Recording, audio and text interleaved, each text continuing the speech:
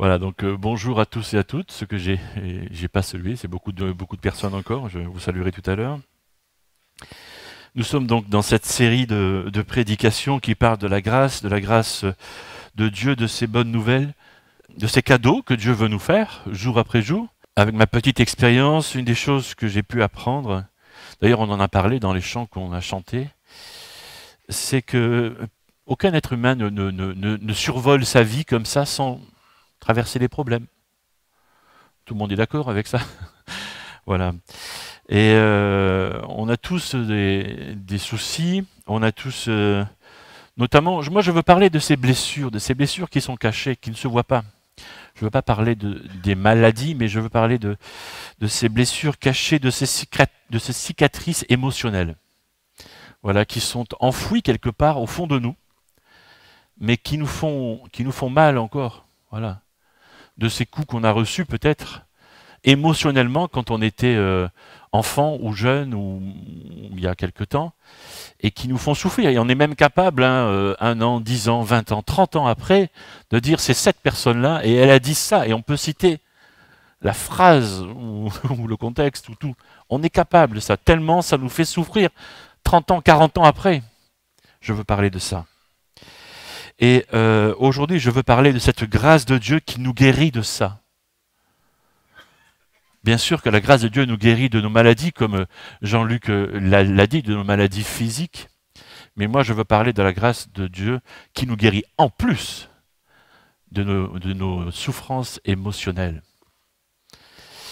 Alors, on a déjà parlé de la grâce de Dieu qui sauve, de la grâce de Dieu qui nous soutient, de celle qui nous pardonne quand on a parlé de la culpabilité. Et aujourd'hui, on parle de cette grâce de Dieu qui guérit. Et on a un premier texte ici, dans le psaume 147, qui nous dit « Dieu guérit ceux qui ont le cœur brisé ». Ouais, c'est de ça dont on va parler ce matin. Et il pense les blessures. Comment Dieu guérit ceux qui ont le cœur brisé? C'est quoi son remède? Il fait ça en changeant notre manière, notre façon de penser. Et en changeant nos mentalités, en changeant notre vision de Dieu, en changeant notre façon de voir notre douleur. Et je vais citer un autre texte, tout de suite, Romains chapitre 12. « Laissez-vous transformer par le renouvellement de notre intelligence ou notre pensée, selon les versions de la Bible, pour pouvoir discerner la volonté de Dieu. » Voilà comment Dieu fait pour nous guérir, pour guérir nos cœurs brisés. Autrement dit, qu'est-ce que ce texte dit? Ce texte dit qu'on est et on se comporte comme on croit être dans notre tête, dans notre cœur. C'est-à-dire, si je me vois comme un loser, comme un perdant, je vais me comporter comme ça. Si je me vois comme une victime, je vais me comporter comme une victime. Je vais me placer en situation de victime assez régulièrement. Et vous connaissez sûrement des gens comme ça. Et vous dites, mais il y a quelque chose qui ne va pas. C'est parce que dans leur tête, dans leur cœur, ils se considèrent comme ça, ils se voient comme ça. Ou si je me considère comme quelqu'un qui n'est pas super inventif, eh bien, je me comporte comme quelqu'un qui n'est pas du tout créatif. Voilà. C'est-à-dire que, et je l'ai dit déjà, hein, et à plusieurs reprises, mes croyances, ce que je crois de moi, va déterminer mes attitudes, mon comportement. Ma manière de penser détermine mes actions. Je l'ai dit déjà. Et je le répète. Alors il y a un problème avec ça. Le problème, c'est que c'est quand ce que je crois est faux. Quand ce que je crois de moi est faux. Ça peut se produire. Pas systématiquement, pas pour tout, mais ça peut se produire. Parce qu'en grandissant, en évoluant, en se construisant, quand je dis en grandissant, c'est pas jusqu'à l'âge de 18 ou 20 ans, mais c'est toute notre vie quoi, hein, qu'on se construit. Voilà. En évoluant, on peut accumuler toutes sortes de fausses croyances sur nous-mêmes. On se comporte d'une certaine manière parce qu'on croit être quelqu'un qu'on n'est pas. Et du coup, on fait des choses qui ne sont pas correctes, qui ne sont pas les bonnes. Parce qu'un jour, peut-être quand on était enfant, quand on était jeune adulte ou même plus tard, on a croisé quelqu'un qui nous a convaincus qu'on n'était pas assez bon, qu'on n'était pas beau. Physiquement, je parle, hein, beau.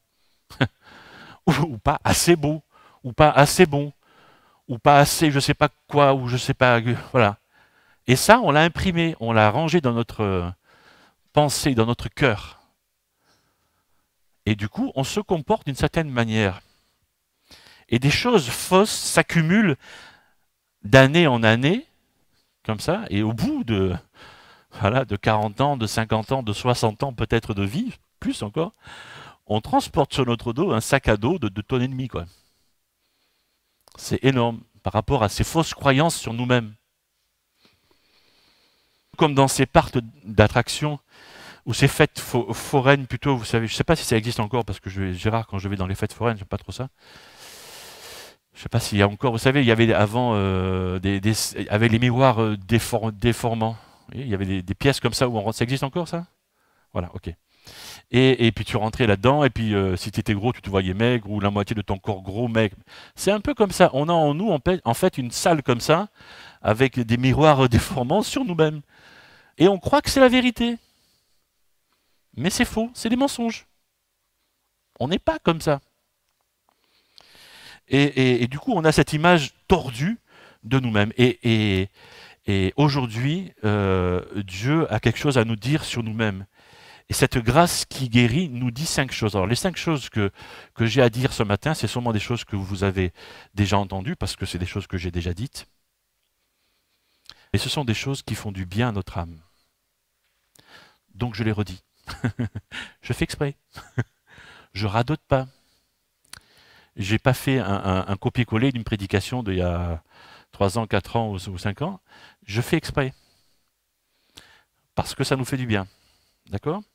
Et la première des choses, c'est que Dieu nous dit que je suis acceptable. Dieu m'accepte. Et je pense que c'est bien de commencer comme ça, parce que il y a certaines personnes qui passent leur vie à se battre avec ça, avec l'acceptation, à être acceptés par les autres, par leurs parents, par leurs collègues de travail, par des gens, même par des inconnus.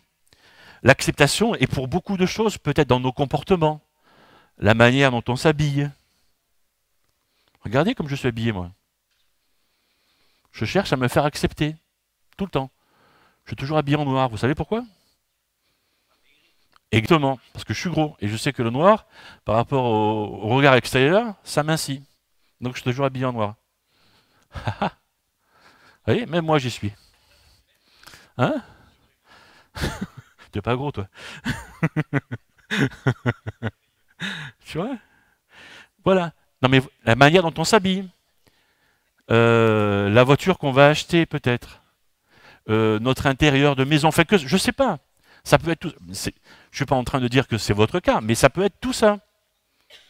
On le voit très bien chez les ados par rapport justement à la manière de s'habiller, les vêtements, les sacs à dos qu'il faut acheter, etc. Quoi, bien sûr. C'est se faire accepter. Ou quand nous étions enfants,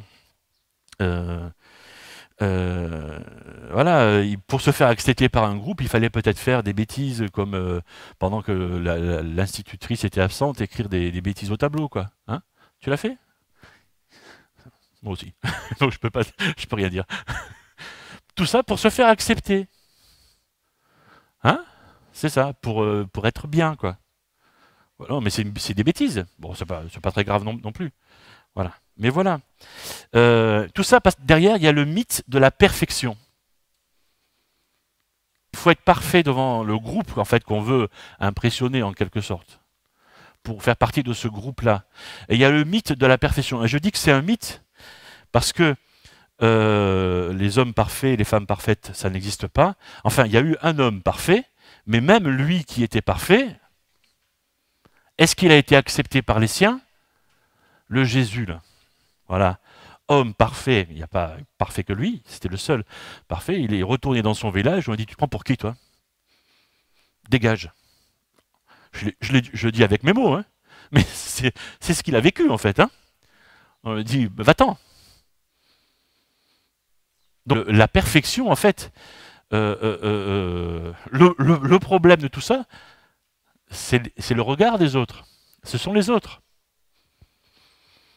Et Dieu nous dit que ce problème est réglé quand on accepte la grâce de Dieu. Romains chapitre 15 nous dit, Christ nous accueille, Christ nous reçoit.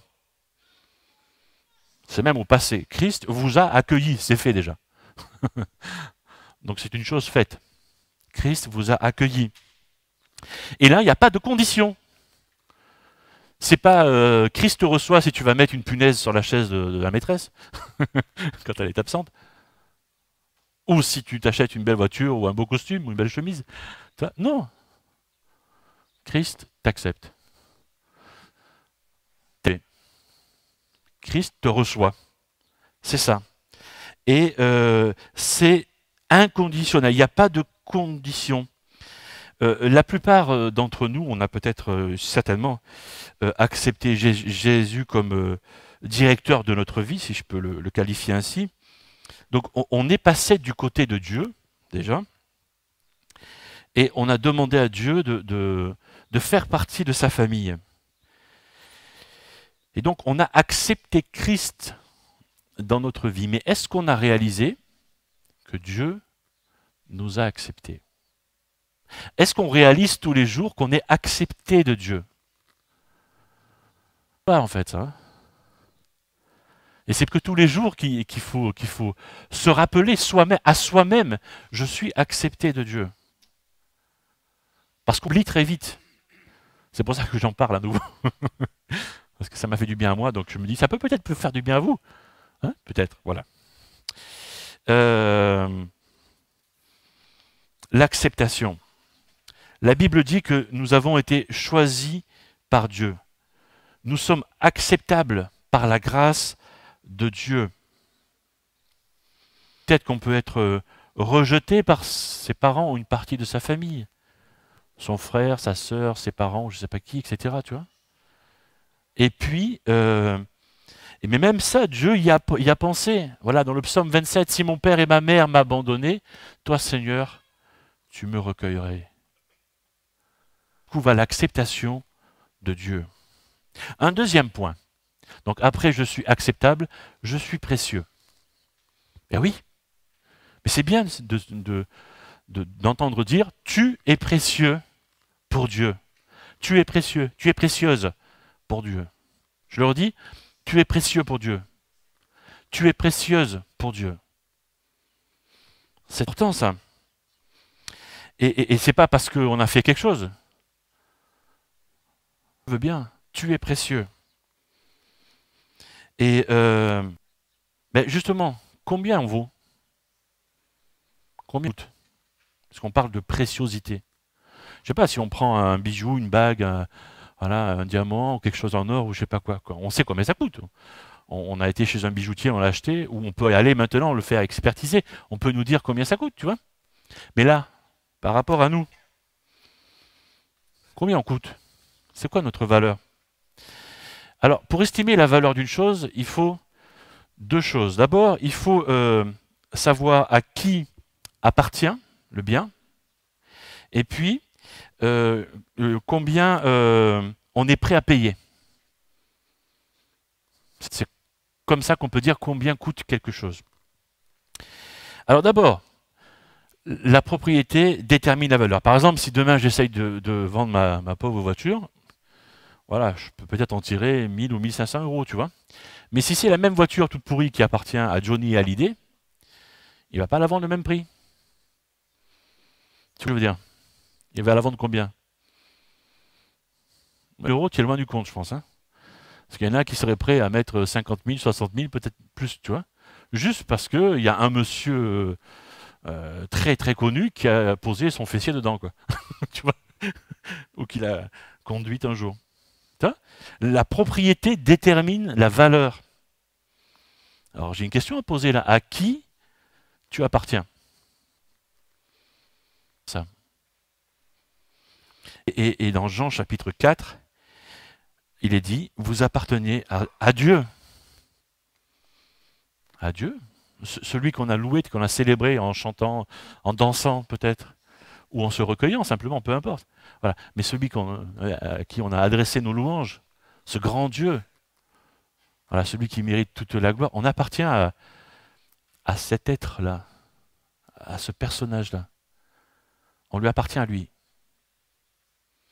C'est pas une star de la chanson française, hein. On appartient à Dieu. Voilà. Deuxième chose, combien est-on à payer? Je regarde, je ne sais pas si vous avez vu, c'est aux infos hier, je crois. Il disait que les châteaux se vendent pas cher en ce moment en France. Vous l'avez vu ça? Voilà, et que des châteaux qui se vendaient 1 million d'euros il y a un an ou je ne sais pas combien se vendent 500 000 euros, la moitié, etc. Le truc, c'est que c'est ça. Si tu as acheté ta maison 150 000 euros il y a un an, peut-être que maintenant, quelqu'un est prêt à te l'acheter 100 000. Et c'est le prix, en fait. C'est le prix de ta maison. C'est pas 150 000, c'est 100 000. Tu vois? Justement. Alors, combien on a payé pour toi? Pour moi? Tu as payé? C'est ça. 1 Corinthiens chapitre 7, Dieu vous a acheté à qui? Il a payé le prix pour ça. Et c'est la vie de Jésus-Christ que Dieu a fait. Il a dit, tu es tellement précieux, tu es tellement précieuse à mes yeux que je vais offrir mon fils pour t'acheter.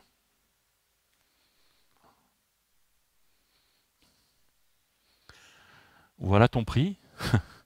Voilà mon prix. J'en reviens encore toujours pas d'ailleurs. C'est énorme. C'est énorme. Ésaïe 43 dit, tu as du prix à mes yeux. Comme si on n'avait pas compris. Mais je remets une couche, quoi. Hein? Donc nous sommes acceptables, nous avons de la valeur aux yeux de Dieu, nous sommes précieux. Et puis, alors, si on n'a pas compris qu'on a été aimé, on ne comprendra jamais, je crois. Hein, voilà. Mais c'est le troisième point, je suis aimé. Voilà. Et ça, vous savez, quand on a eu le cœur brisé parce qu'on a été blessé par quelqu'un, un ami qui nous a fait du mal, quelqu'un de la famille qui nous a fait du mal, on va vite courir vers quelqu'un d'autre pour chercher du réconfort, du cœur, quoi. Voilà. Mais c'est ça. C'est ce que Dieu veut faire. C'est ce que Dieu veut faire. Si tu as le cœur brisé, Dieu veut te prendre dans ses bras d'amour. C'est ça. Et il veut te serrer, quoi. Et il veut te faire rentrer dans son cœur, si je peux dire. Je ne sais pas comment l'exprimer autrement. Voilà. Ésaïe 54, quand les montagnes s'éloigneraient, vous connaissez ça. Quand les collines chancelleraient. Mon amour, oui mon amour, ne s'éloignera point de toi. Ça peut bien. Mon amour, oui mon amour, c'était vrai, ne s'éloignera point de toi. Les montagnes chantent. Ouais, c'est ça, on le connaît. C'est ça, c'est comme ça que Dieu nous aime. Si on n'avait plus rien autour de nous, ben, l'amour de Dieu est là. Dieu nous aime. Quoi qu'il arrive. C'est ça, l'amour de Dieu. Deux caractéristiques de l'amour de Dieu qui le rend différent de l'amour humain. C'est que d'abord, l'amour de Dieu est constant. Il ne finit jamais. On a un peu tendance parce qu'on connaît un peu ça, quoi, à comparer l'amour de Dieu à l'amour que nous, on peut avoir envers un autre être humain. Et on sait que notre amour peut varier. Voilà. Voilà, j'aime Hunter, mais si un jour il me gonfle, je sais que voilà, il me gonfle, quoi. Voilà. Et que je l'aime un peu moins. Non, mais c'est vrai. Voilà. Tu vois, mais c'est ça. Et le problème, c'est qu'on compare. On croit que Dieu aime comme ça. Mais c'est faux. Dieu n'aime pas comme ça. L'amour de Dieu est constant, ne change jamais. Dieu nous aime. Même si on fait des bêtises, même si on dit des bêtises, Dieu nous aime. Il n'arrête pas. Il est constant. Il finit pas. Son amour il continue, il est constant. Tu vois, ça va, Hunter, je t'ai pas... ça va. Ok. Il faut que je prenne des exemples.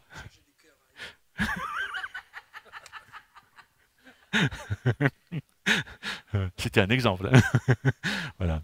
Et puis, l'amour de Dieu est inconditionnel. Et là aussi, c'est par rapport à cette fausse définition de l'amour qu'on peut avoir. Voilà, je vais t'aimer si tu fais ça. Mais l'amour de Dieu n'est pas comme ça. Dieu nous aime, comme je l'ai dit tout à l'heure, sans aucune condition. Un quatrième point, je suis pardonné ou pardonnable. Ça veut dire que Dieu est prêt à me pardonner. Voilà, si j'ai échoué, si je fais des bêtises ou des erreurs, ou un péché, voilà, Dieu est prêt à me pardonner. On a ce drôle d'impression quand par rapport à Dieu, quelquefois, quand on est chrétien, quand on croit en Jésus, que dès l'instant que quelque chose va mal dans notre vie, on se dit Dieu est en train de me punir. On mélange en fait. Hein. On croit que Dieu est le père fouettard, tu vois. Mais c'est pas ça. C'est pas ça. Le père fouettard, bon, c'est une invention pour les enfants, je sais pas quoi. Tu vois, Dieu est Dieu. Il continue de nous aimer. Et le seul truc qu'il a envie, Dieu, c'est de te pardonner. De nous pardonner. Il brûle de ça, tellement il nous aime. Il veut nous pardonner. Il attend que ça. Tous les problèmes qu'on a, c'est Dieu n'est pas en train de nous faire un croc en jambe pour nous faire tomber. Dieu sert de nos épreuves pour nous faire comprendre des choses, ok, mais Dieu ne nous punit pas. Et 43, toujours, je suis le Dieu qui pardonne vos péchés, et je fais ceci parce que vous le méritez? Il pose une question. Non, il répond. Je fais ceci à cause de qui je suis. Et ça, c'est une des nombreuses facettes de Dieu à laquelle il faut faire confiance, comme je disais il y a 2 dimanches. Faire confiance à qui est Dieu. Et ici, une des facettes de Dieu, c'est que c'est un Dieu qui pardonne. Bizarre parce qu'on n'est pas comme ça, nous. On n'est pas toujours prêt à pardonner. Quelquefois, oui, bien sûr, mais pas toujours, en fait. Tu vois? Mais Dieu, oui, il est prêt à pardonner. Ça fait partie de son caractère. Je sais que c'est bizarre, ça nous fait bizarre, mais c'est Dieu, il veut pardonner. Et donc, tu es pardonnable. Autre verset qui est, voilà, Éphésiens chapitre 1er, Dieu nous a choisis avant la création du monde pour que nous soyons saints et sans défaut devant lui. Alors il y a des gens qui disent, ouais, si Dieu choisit qui il veut, etc., machin. Mais moi je vais plus loin avec ce verset. Tu sais quoi? Dieu t'a choisi. Je prends mon frère, hein, qui est là. Bah, tu te vends, donc forcément tu tu payes pour les autres. Voilà. Voilà. Voilà. Dieu, il te choisit à toi, tu vois, et avant la fondation du monde, il t'avait déjà choisi, tu vois. Tu te rends compte? Et c'est-à-dire qu'il connaissait en fait toutes les, je vais rester poli, les bêtises à faites et que tu vas faire. Si. Tu peux t'asseoir. Vas-y. Étonnant, c'est qu'il t'a choisi quand même. Il a fait ça parce que Dieu veut pardonner. Il aime, et cette facette de son caractère, le pardon et l'amour, c'est collé, quoi. Ça va ensemble. Ça marche ensemble, quoi. Sinon, c'est pas possible. Enfin, de ce qu'on peut comprendre, de ce qu'on peut concevoir, ça ne fonctionne pas, quoi. Voilà. Dieu aime et il veut pardonner. Tant que la terre existe, il t'avait choisi à toi, et malgré toutes les bêtises que tu as pu dire ou faire, etc., tu vois, il t'avait choisi. Et après, tu es en train de penser, ouais, mais l'erreur que j'ai faite, là, est-ce que Dieu va me pardonner? C'est fait. C'est fait déjà. Tu as juste à lui dire, écoute Seigneur, je suis désolé de... Voilà, j'ai fait une erreur, c'est ma faute, je suis responsable, je suis d'accord avec toi, là je me suis comporté comme une andouille, quoi. Je te demande pardon. Terminé. On passe à autre chose? Mais c'est ça en fait. C'est exactement ça. Dieu veut nous pardonner. Certaines personnes pensent que quand ils arriveront au ciel, je fais souvent ça, il est bien ce livre finalement là. Cette Bible là sur ce pupitre, elle est vachement bien. Voilà, que Dieu va ouvrir son grand livre là. Tu sais, il va ouvrir la page à Eric là, et puis il va dérouler comme ça avec toutes les fautes qu'il a fait. Mais c'est débile ça en fait. Et les fautes que j'ai pas réglées avec lui, elles seront là. Mais toutes les fautes pour lesquelles j'ai demandé pardon, elles sont plus là. Dieu les a oubliées. Elles sont plus sur son fameux grand livre de comptes. On n'est pas cohérent sinon. Non? Non mais c'est pas une bonne nouvelle ça les amis. Ça libère quand même un peu, non? Hein? Non, sérieux. Hein? C'est pas la grâce de Dieu, c'est pas un super cadeau ça? C'est pas vrai? Hein? Waouh, tu viens de perdre combien là? T'as pas perdu ouais, t'as perdu une encyclopédie là, hein. En plusieurs volumes, hein. Ouais, c'est ça. Tu vas aller faire ton sport quand même demain. Tu vois? Mais c'est ça. Et un cinquième point, je suis capable. Nous sommes capables, nous pouvons faire. Et ça contre tous ceux qui nous ont dit un jour, tu seras bon à rien. Tu ne seras pas capable de faire ça. C'est intéressant parce qu'il y a beaucoup de choses que j'ai faites dans ma vie parce qu'un jour on m'a dit, t'es pas capable de... Ah bon, je suis pas capable.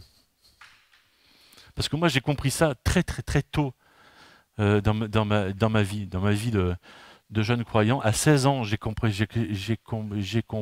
ça. C'est-à-dire que si Dieu me demande de faire quelque chose, il me rend capable de le faire. Même si j'ai pas l'intellect, même si j'ai pas les sous, même si je sais pas comment faire, si Dieu me dit va faire ça, mais il va me donner les moyens de le faire. Et voilà. Et quand un jour quelqu'un m'a dit, il faut pas que tu ailles dans cette église parce que tu n'es pas capable de faire, c'est pas ici. Hein. Tu n'es pas capable de le faire. Ah bon? Pourquoi? Il est là. Mais non, mais tu n'es pas capable. Ok, on verra ça. Il s'est trompé. Parce que Dieu nous rend capables. Et il n'y a aucune fierté à avoir en fait. Hein. C'est Dieu en fait. Dieu nous rend capables de faire des choses. Philippiens chapitre 4, je peux tout par celui qui me rend fort, qui me fortifie, qui me rend fort. Force, c'est pas nous, hein, et force, c'est Dieu. Alors on peut avoir des forces musculaires, bien sûr, hein, ça va. Mais là, on parle de ces forces intérieures qui nous rendent capables de faire des choses. Tous les jours, quand on feuillette un peu les magazines, on va sur Internet ou à la télévision, etc., on se rend compte que ce qui manque à nos sociétés, voilà, il y a vraiment un problème d'estime de soi, quoi. Mais c'est grave, quoi. C'est vraiment très, très grave. Et évidemment que ça vient parce que il manque à la plupart des gens de notre société quelque chose à l'intérieur d'eux, cette force-là, que Dieu donne à ceux qui espèrent en lui. Il manque ça. Voilà. Et il y a peut-être des gens qui ont tout pour réussir, qui ont un super boulot et gagnent 15 000 euros par mois, tu vois, je sais pas combien, je sais pas combien c'est les grands salaires, j'en sais rien, moi, tu vois. Et puis ils ont 3 voitures, 4 maisons, enfin j'en sais rien, tu vois, ils ont tout. Ils vont au sport d'hiver, au sport d'été, je sais pas, ils vont dans les îles, machin. Tu vois, mais c'est des gens qui sont tristes en fait. Qui va pas, ça marche pas quoi. Ça marche pas. Voilà, il y a quelque chose qui sonne faux dans leur vie. Il y a comme une malédiction quelque part, tu vois. Et comment briser cette malédiction? Et si tu remplis pas, j'en ai parlé déjà la semaine passée, si tu remplis pas ta tête, ton cœur, ton âme de la parole de Dieu, ça marche pas quoi. Parce que je prends un peu cette image dans notre cœur, dans notre âme, on a un peu comme une balance. Vous savez ces vieilles balances qu'il y avait dans les commerces, vous savez, avec les poids c'était les poids en quoi? En laiton, voilà, c'est ça. Et on a ça un peu dans notre âme, dans notre cœur. Et puis, en se construisant notre vie, il y a des gens qui nous ont dit, bah t'es pas beau, tu n'es pas assez bon, tu réussiras jamais, Ah ben, il y a ceci, cela, tu vois. Et ça, c'est dans notre âme. Hein. Mais ça a pris 10 ans, 20 ans, 30 ans, tu vois. Voilà. Et puis un jour, tu rencontres Jésus et tu entends que Dieu t'aime. Tu vois. Mais, tu vois, tu es précieux aux yeux de Dieu. Tu vois. Tu es capable. Tu vois. Mais il en faut parce que tu as mis du temps à te faire cette personnalité. Ça s'est pas fait. Ça s'est pas fait en un an, quoi. Ça s'est fait en 30 ans, ça s'est fait en 40 ans, en 60 ans, en 70 ans, je sais pas, tu vois. Mais il faut du temps, quoi. Voilà. Et euh, alors, il y a certains versets qui peuvent nous faire du bien. Vous qui autrefois n'étiez pas un peuple, et maintenant vous êtes le peuple de Dieu. Oh, le peuple de Dieu. Ce grand Dieu dont on a parlé tout à l'heure. Ou alors Romains 15, que le Dieu de l'espérance vous remplisse de toute joie. La joie, on l'a chanté tout à l'heure, hein, pour que vous abondiez en espérance par la puissance de l'Esprit Saint.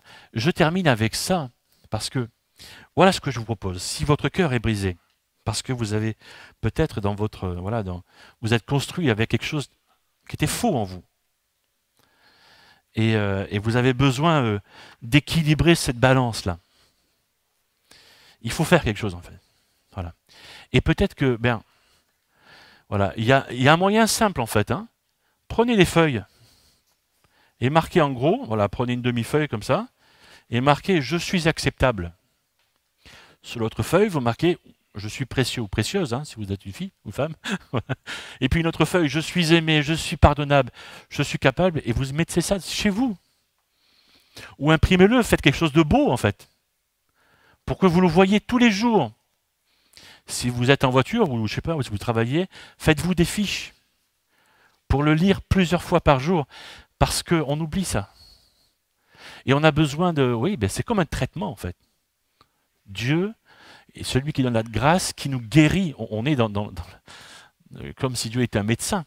Et donc c'est comme un traitement. Voilà. Et on a besoin de se soigner. Et c'est pas parce qu'on écoute une prédication de 30 minutes qu'on va être guéri. Et donc il faut se soigner. Donc faites ce que vous voulez, si vous voulez, mais pour vous rappeler de ça. Voilà, l'avoir sous les yeux, régulièrement. Dans un fond d'écran pour votre ordinateur, je sais pas, ou votre téléphone portable, ou la tablette, je sais pas. Voilà, il y a différents moyens de faire ça. Ok? Parce que c'est tellement important de se souvenir de ça. Je vais prier.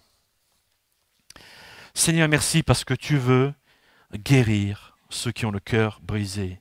Tu veux guérir ceux qui ont peut-être une mémoire amère, ou qui ont l'estime de soi qui est comme endommagée, comme écornée.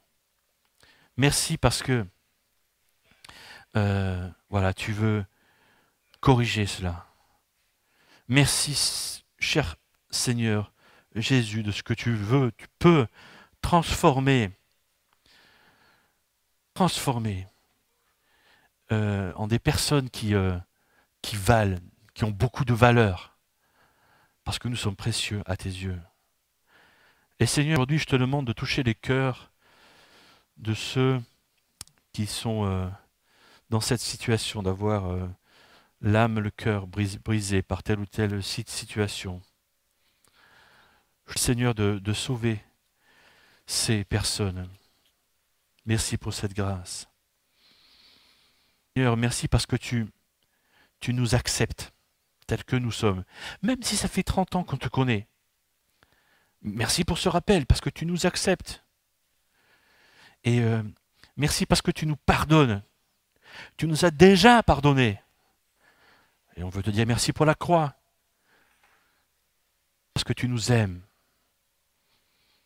Parce que tu fais de nous des gens capables. Seigneur, merci pour tout ça. Merci parce que voilà, nous comptons pour toi. Et tu veux nous guérir. Vraiment, la gloire te revienne, Seigneur Jésus. Toute la gloire. Amen.